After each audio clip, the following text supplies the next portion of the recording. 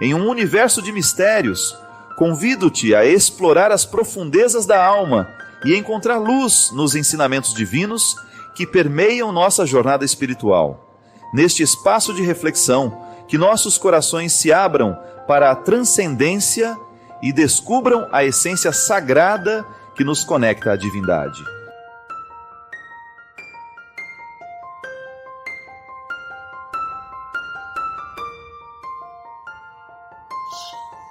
Nós não podemos nos adaptar.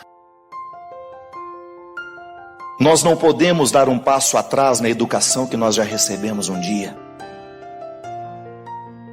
De saber respeitar um espaço, até mesmo um território sagrado. Às vezes eu vejo a maneira como nós entramos dentro das igrejas, o desrespeito é tão grande, porque não há diferença entre lá fora e aqui. Eu levo muitos peregrinos pelo mundo, é a primeira coisa que eu digo para eles no primeiro momento da nossa peregrinação. Gente, perceba a sacralidade de cada lugar. Não entre dentro da igreja da mesma forma como você entra no mercado. Não estou falando de religião ainda não. Estou falando de valores, de virtudes, de educação, que é a base, é o primeiro instrumental dessa vida interior que vai nos qualificar como pessoas. É o primeiro tijolo na edificação dessa vida interior, que depois vai me dar condições de ser uma pessoa suportável do ponto de vista social. Eu não estou falando suportável de só suportar não, viu? De ser harmoniosa na minha convivência. Minha gente, essa é a maior riqueza que você pode ter na vida. Você estabelecer desde o início este alicerce que vai lhe dar condições de ser uma pessoa educada. Educada. De ser uma pessoa que tenha sensibilidade de perceber o que deve e o que não deve. Onde começa o seu direito, onde começa o seu dever, e de você exercer-se assim. Nós não estamos no Evangelho ainda, nós estamos em Aristóteles, nós estamos em Platão, nós estamos nos primórdios da filosofia, dessa filosofia ocidental que nós conhecemos, que inclusive estabeleceu as nossas normas de direito, de política, de economia. Mesmo que você nunca tenha lido uma página de Aristóteles, mesmo que você nunca tenha lido uma página de Platão, a sua fé, essa sistematização teológica que nós temos, foi influenciada por eles. Mas Jesus, o que tem Jesus a ver com essa história? Não, Jesus é absolutamente original no que disse. Quando eu digo na sistematização teológica, é quando nós vamos estudar Tomás de Aquino, quando nós vamos estudar Agostinho, porque esses homens eram muito inteligentes. E eles começaram a pensar a fé a partir da filosofia. Eles deram um passo atrás. Eles quiseram trazer racionalidade para que o nosso discurso pudesse ser respeitado pelos outros, antes por nós mesmos. Sabe por quê? Nós só vamos viver se de fato houver uma coerência para nós. O que nos faz adeptos de Jesus é quando nós percebemos que a palavra que Ele nos propõe, que a lei, que a regra que Ele nos sugere, faz sentido. Antes disso não há segmento. Não há segmento antes do conhecimento da verdade. Você pode até ter uma participação. Você pode até ser um número na estatística, mas você ainda não é cristão. Você pode até ser católico, mas ainda não é cristão. Você pode até ser um evangélico, mas ainda não é cristão. Há uma sala de estar onde nós corremos o risco de passar uma vida inteira achando que já estamos no principal lugar. A palavra de Deus na nossa vida só faz sentido quando nós percebemos a coerência, isto é, está alinhavando com o sentido tudo aquilo que eu compreendo e sei de mim, porque é em mim que o mistério se realiza. É em mim que Deus é possível. Ah, mas padre, então para que eu saio e vou à igreja? Para você chegar até você. Isso é fantástico. E está lá naquela passagem que Jesus se encontra com a samaritana e faz um itinerário maravilhoso de viagem interior com aquela mulher. Aquela mulher estava privada de estar no templo. Ela estava privada da geografia da fé. Jesus liberta aquela mulher na chave principal, onde todos os grilhões das suas escravidões estavam presos, colocados. Mulher, vai chegar um momento, e o momento já chegou, em que não será aqui, não será ali, não será lá, mas será em si mesmo, em espírito, em verdade. Então eu posso simbolicamente, religiosamente, sair da minha casa e ir até a igreja. Por quê? Porque lá, aquelas paredes, aquele altar, aquela liturgia, me facilita entrar para dentro de mim.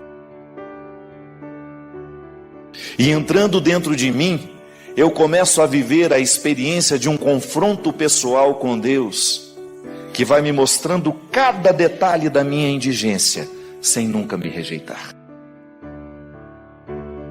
Nunca me rejeita. A minha indigência, essa indigência moral que eu descubro, essa indigência emocional, e aí você pode desdobrar essa indigência em todos os aspectos que você percebe em você. Eu tenho indigências morais, você tem. Nem sempre eu sou justo. Nem sempre na minha relação com as pessoas eu sou capaz de fazer prevalecer a justiça.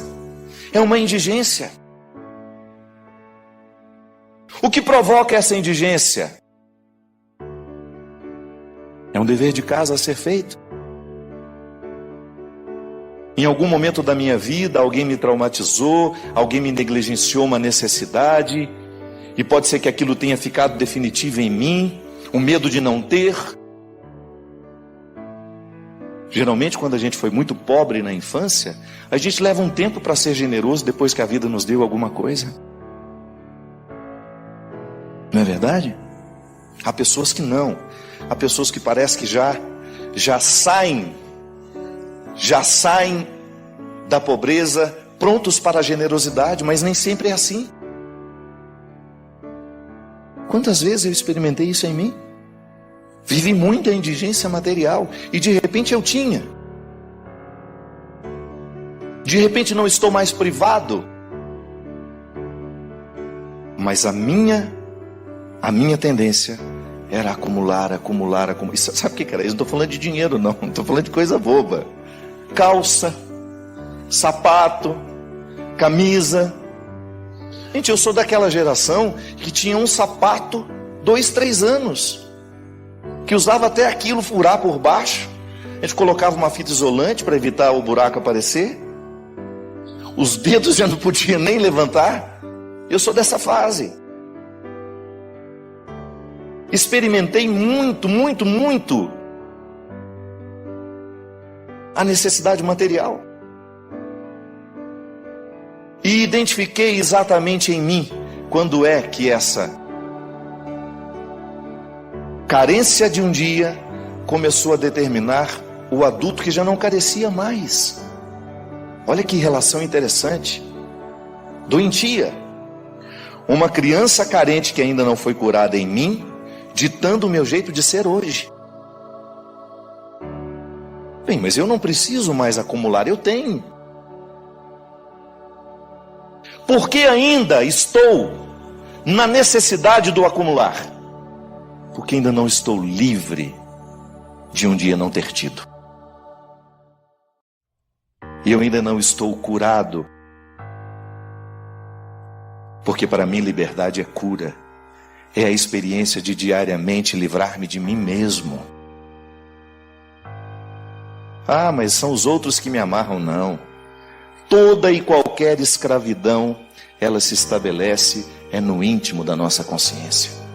Não é de fora que os outros nos escravizam. Eu posso até ter todos os estímulos da escravidão que me vêm pelos outros. Eu digo isso sempre. Dependendo do círculo de amizades que você tem, da qualidade de vida das pessoas que lhe influenciam, se elas são pessoas livres, é natural que você queira ser também. Mas se elas estão todas amarradas em suas escravidões sociais, é muito provável que você repita o comportamento sem até se problematizar. A indigência moral, ela não é a superação da indigência moral, não é processual, assim como é a superação da indigência física. O controle, digamos, porque indigentes físicos nós seremos a vida inteira. O seu corpo continua limitado, a sua pele continua sem ser posta ao sol. Desculpe-me, é o sol também, né? Ao fogo, mas está administrada. Você assimilou essa indigência. Você sabe muito bem que você não pode pular de um prédio de 10 andares. Seu corpo não está preparado para isso. Agora eu pergunto, por que nós não vivemos o mesmo cuidado com a indigência moral? Por que nós não temos os mesmos cercados de proteção que nós temos para a indigência física? Vamos aqui para um outro e-mail, que na verdade eu já queria ter atendido na semana passada. É do Robson Antônio, que escreve assim, lá de Uberlândia. Ele é católico, praticante, mas ele disse que não acredita na vida eterna. Ele acredita que foi criado por Deus, mas que depois que nós morrermos, tudo vai acabar. Da mesma maneira como você desliga um computador. Ele está com câncer, tem 74 anos, e já pensou que quando morrer, será como apagar uma luz e tudo vai terminar. E ele pede que eu comente esse tipo de fé, né, que ele tem.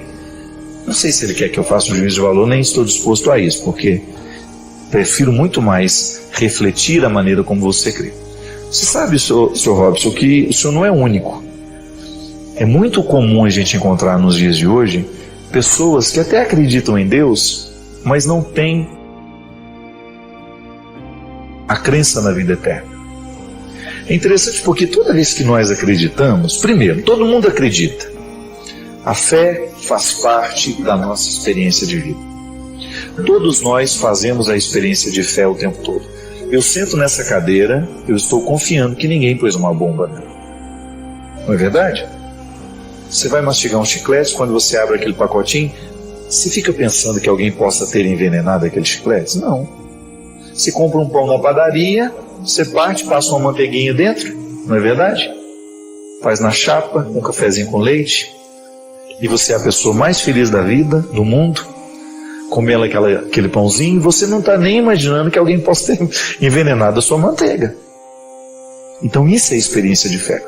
Na filosofia nós chamamos isso de a experiência mais prática que nós podemos fazer na fé. Você confia que as coisas estão em ordem. Isso é bom, porque quem não tem isso vive uma neurose, precisa até de tratamento, é o desconfiado. Tem gente que tem essa desconfiança tão arraigada que vira uma doença. Então, se você não tem essa desconfiança de tudo, você é uma pessoa saudável do ponto de vista mental. Então você está em dia com o seu primeiro nível de fé, que é a fé na vida. Eu acredito que eu posso sair, que eu vou ter condições de chegar ao destino, que não haverá um terrorista no meio do caminho. É a boa fé. Estou agindo com boa fé. Depois você tem uma experiência de fé que abrange um pouco mais o território da espiritualidade. Isto é, eu tenho fé em Deus. Acredito que sou criado por uma força superior, né, por um Deus que é muito maior que eu. Aí você tem o contexto das religiões que ensinam as mais diversas formas e modalidades de divindade. Nós somos cristãos, acreditamos, judeus cristãos, né? Que nós acreditamos num Deus Criador, amoroso, trino, e aí toda a dimensão da nossa fé cristã católica. Agora, existem outros aspectos do desdobramento da nossa fé que são desdobramentos escatológicos, isto é, ultrapassam o limite do tempo. Porque enquanto eu vivo acreditando em Deus na minha vida diária, como é que Deus age na minha vida? Ele age no meu tempo, naquilo que eu sou, a partir da minha história. Eu sinto a ação modificando o meu jeito de ser. Eu sinto a ação de Deus modificando as pessoas que estão do meu lado. Eu posso ver essa ação no tempo. Vejo na criança, vejo no jovem, vejo no adolescente, vejo no velho. Agora, como nós acreditamos em Deus e nos desdobramentos de tudo aquilo que vem do processo religioso, do processo da mística, isso é muito diferente. E é aqui que você entra, Robson. Porque eu tenho encontrado muita gente pela vida que resumiu Deus a essa fé do dia a dia. Veja bem, é errado? Eu não sei. Sei que é diferente. Agora, o que eu acho é que a gente precisa fazer o passo a mais. Eu não consigo explicar o que será a vida eterna. E olha que eu dou aula de escatologia, que é essa ciência dentro da teologia que tem a pretensão de dizer como será depois que terminar tudo. Aqui, a passagem pelo tempo vai se findar. Então a gente acredita no início da vida eterna, que é onde moram todas as nossas esperanças. Agora, como será esse tempo lá? Que já nem é tempo, né? Já está errado até na linguagem, né? Quando eu queria fazer doutorado, eu queria falar justamente sobre isso. Da impossibilidade de se construir uma linguagem para falar das realidades escatológicas. Como é que eu vou falar do céu? Como é que eu vou falar do inferno? Como é que eu vou falar do purgatório? Se para eu falar, você precisa entender. E se para você entender, nós precisamos usar o mesmo código de linguagem. Então, para falar de céu, a gente usa a categoria de tempo, a gente usa a categoria de espaço, a gente fala de lugar, não é? Você já assistiu aquelas novelas espíritas? Como é o céu? Sempre igualzinho. Aquele campo verde, as árvores, um tédio, as pessoas sentadas debaixo da árvore. Para mim aquilo é um tédio. Porque eu posso até gostar disso de vez em quando. Mas você imaginou o resto da vida desse jeito, gente, debaixo da árvore? E os carrapatos te incomodando? Está vendo como isso é relativo? O inferno para o outro pode ser o céu para mim. E o céu para mim pode ser o inferno para o outro quando você vai pensar. Então veja bem, utilizar dessas linguagens para falar da eternidade é muito difícil. Então, Robson, quando você diz que não acredita na vida eterna, que você vai morrer e é como apagar uma luz, pode ser que você não se identifique com a linguagem que nós criamos para poder falar dessas realidades. É muito difícil, minha gente. É uma linguagem muito difícil. Quando eu morro, eu vou para o céu. Aí imediatamente a gente olha para cima. Só que cada vez mais as ciências estão descobrindo que para cima tem explicação. Não é verdade? São as galáxias, são isso, são aquilo. Então eu já não tenho mais como acreditar nessa localização de que o céu é lá em cima. Aí a gente então vai descobrir que a teologia vai nos propor categorias muito sofisticadas que às vezes são difíceis de nós compreendermos ou até de explicar isso para o outro. Aí eu fico tão desanimado, é como se eu desacossoasse de tentar explicar, né? Aí eu chego à conclusão assim, olha, é mistério. Eu prefiro ficar com essa resposta e dizer para você que é um mistério, a ter aquela sensação de que eu estou fazendo um discurso idiota só para você ficar sem me perguntar depois de novo. Para que eu vou calar a sua pergunta? Pode ser que a sua pergunta seja muito mais interessante que a minha resposta. Então eu não tenho direito de retirar a fertilidade da sua pergunta e substituí-la pela infertilidade da minha resposta. Eu, como padre, como líder religioso, eu não tenho que te dizer como será o céu. Eu tenho que lhe fazer imaginar. Porque no momento que você imaginar, você criará o céu a partir das categorias da sua satisfação. Ah, mas isso então é uma loucura, padre. Não. Se Deus nos deu este dom, não é verdade? De sentir, de desejar, eu diria a você, o céu é a melhor parte da vida que você puder imaginar hoje, multiplicado por 1000, por 2000, por 3000. Agora, o bonito da vida é a gente viver essa tensão escatológica, pensando assim, hoje, no agora da minha vida, eu renuncio ao inferno. Eu renuncio tudo aquilo que possa ser um instrumental de destruição para a minha vida, para a vida de quem está do meu lado. E aí eu continuo imaginando. Robson, eu não acredito que você não tenha esperança na vida eterna. Porque se você crê em Deus, meu amigo, é natural que você, sobretudo agora, neste momento de doença, você descubra uma parte da vida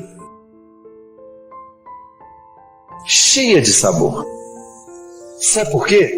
Porque a vida sempre tem sabor. Há sempre um sabor preparado para cada tempo da nossa vida, mesmo no tempo da doença, da dificuldade, da luta.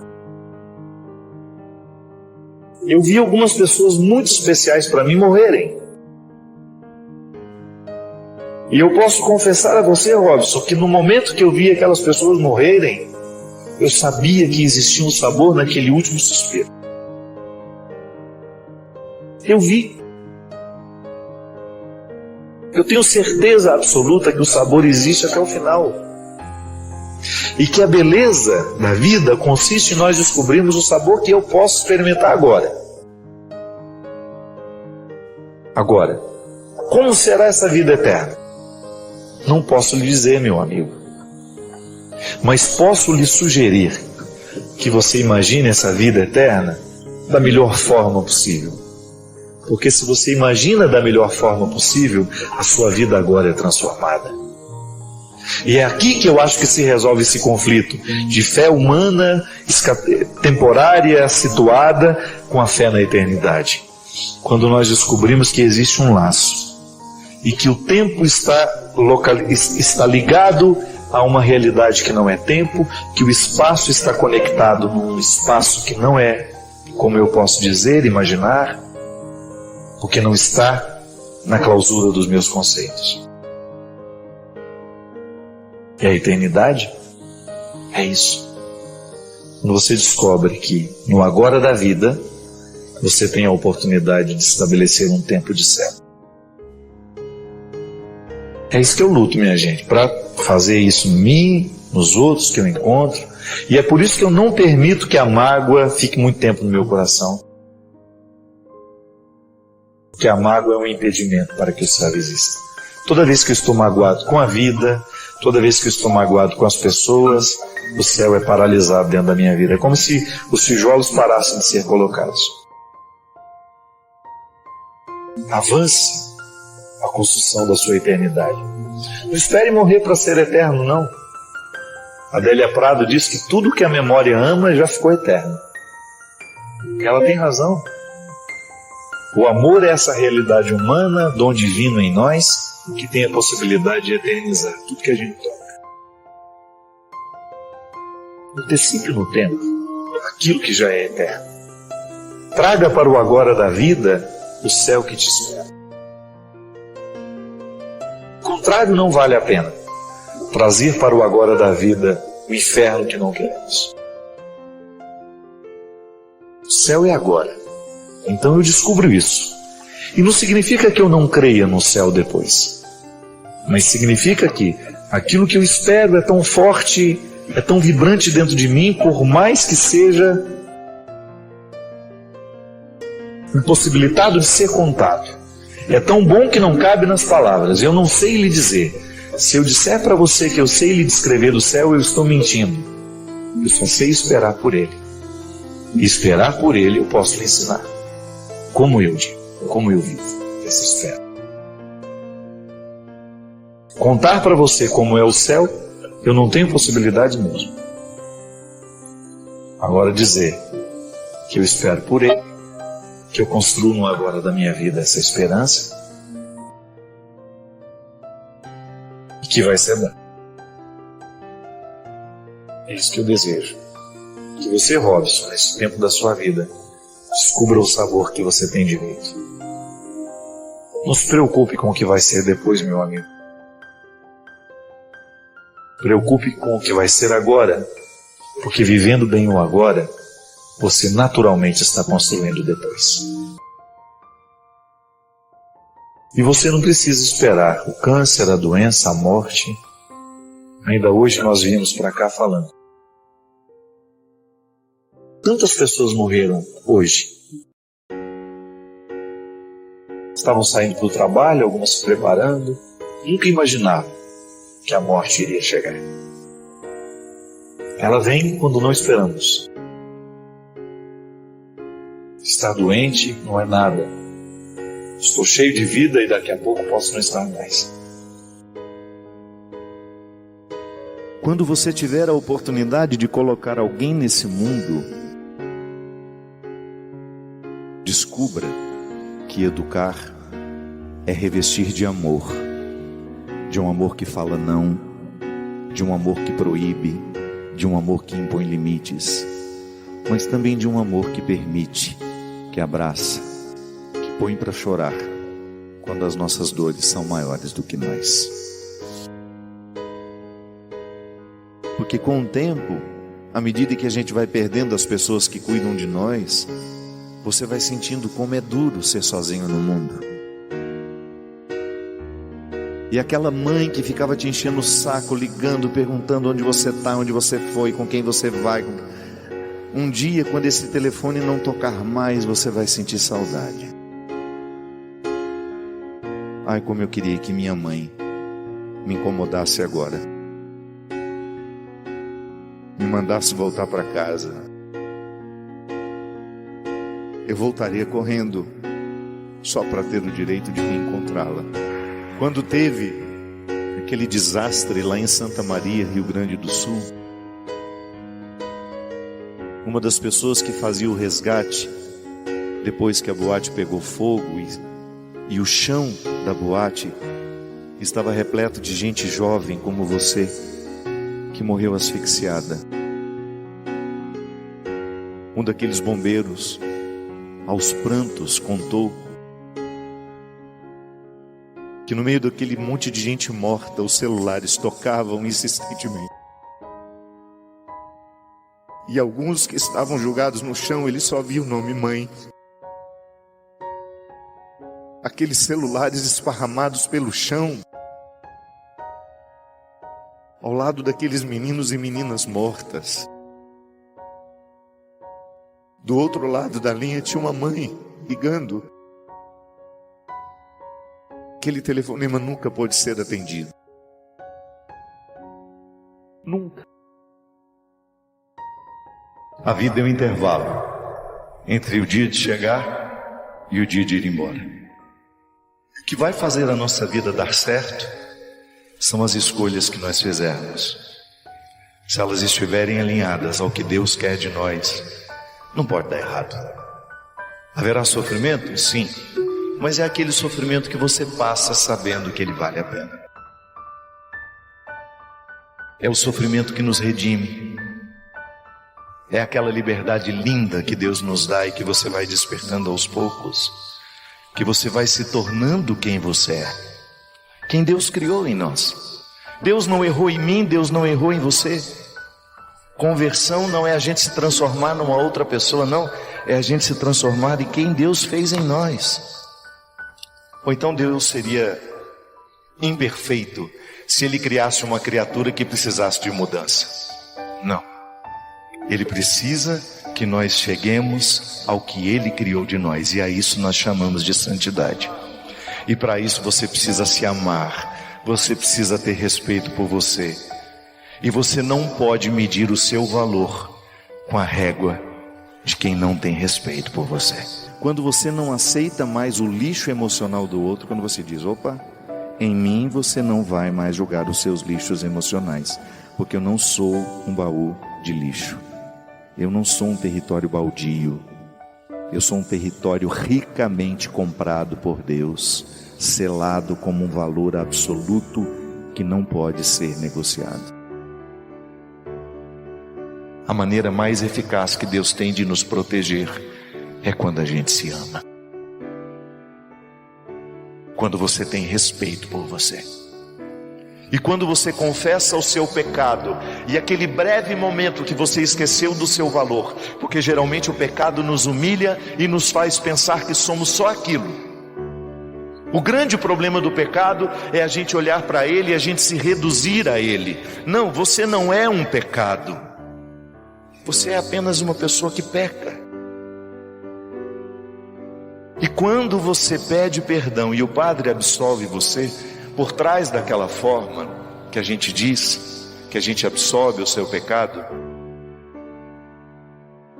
nós também estamos sugerindo, como se nós pudéssemos dizer no seu ouvido,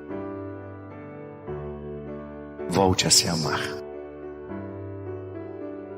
volte a ter respeito por você, expulse da sua vida tudo aquilo que você sabe que é nocivo à sua vida de integridade, de dignidade e de santidade.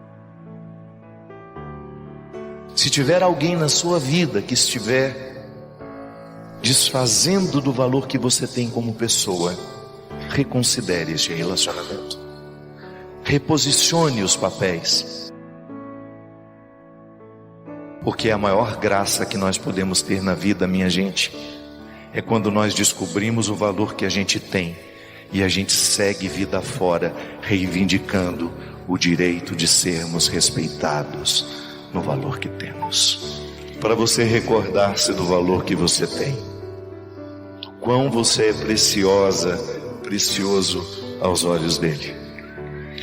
Evangelizar, minha gente, evangelizar é restituir a autoestima, é você tocar o coração do outro para que ele se perdoe.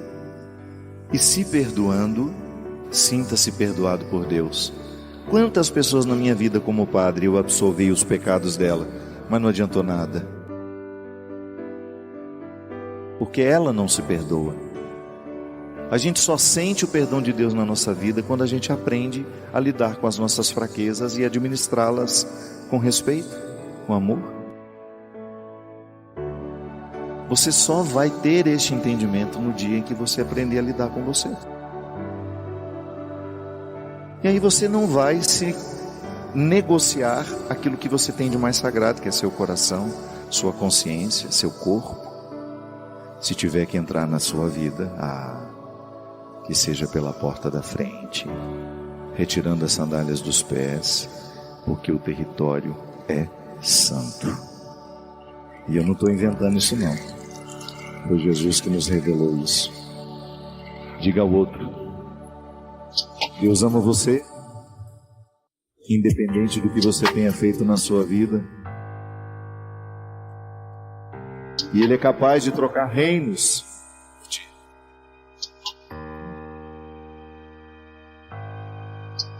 Às vezes a nossa dificuldade de acreditar que Deus nos ama está no fato de nós não nos amarmos o suficiente. Eu sei que às vezes é difícil falar de amor próprio sem que isso não nos pareça uma atitude egoísta, não. Amor próprio enquanto essência que nos ensina tudo sobre o amor. É a primeira instância do amor que você pode experimentar, é o amor que você tem por você. Aliás, é a partir dele que você ama alguém. É a partir dele que você se sente amado por alguém. Porque não adianta você tentar amar uma pessoa que não se ama. É difícil.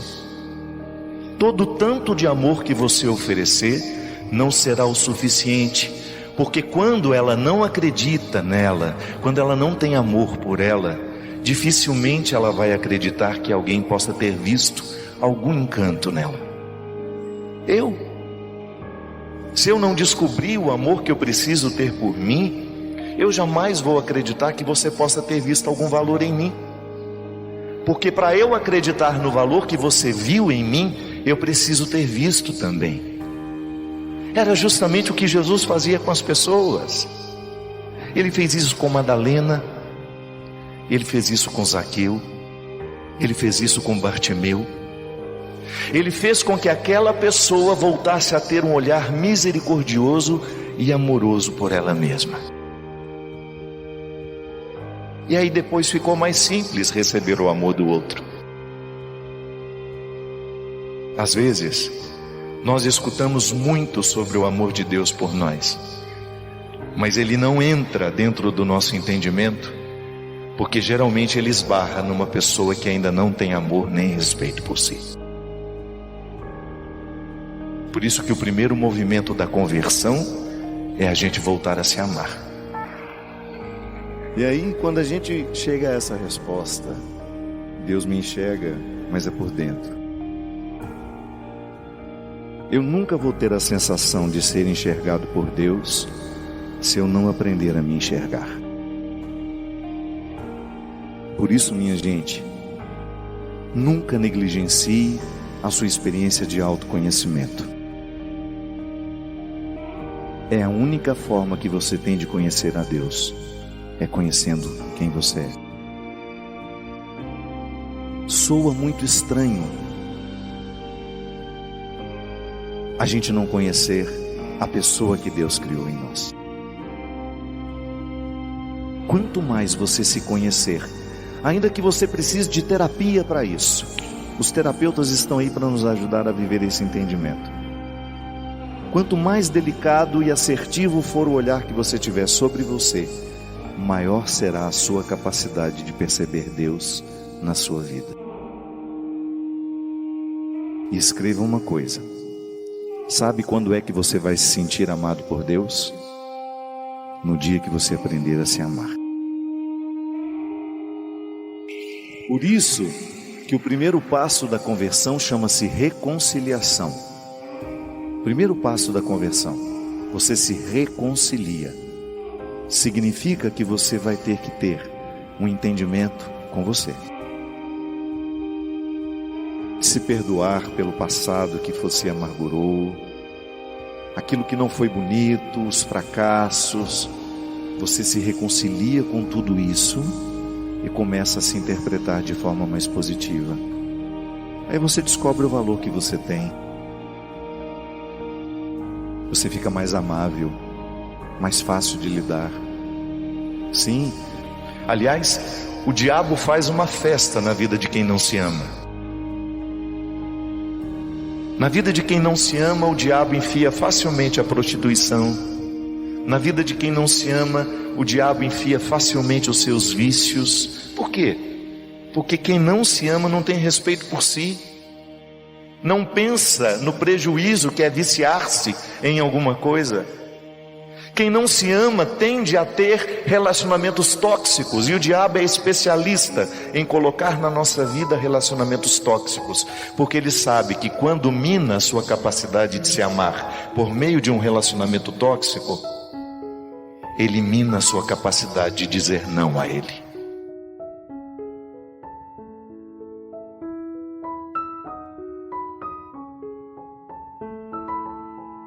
Sua presença é valiosa para nós.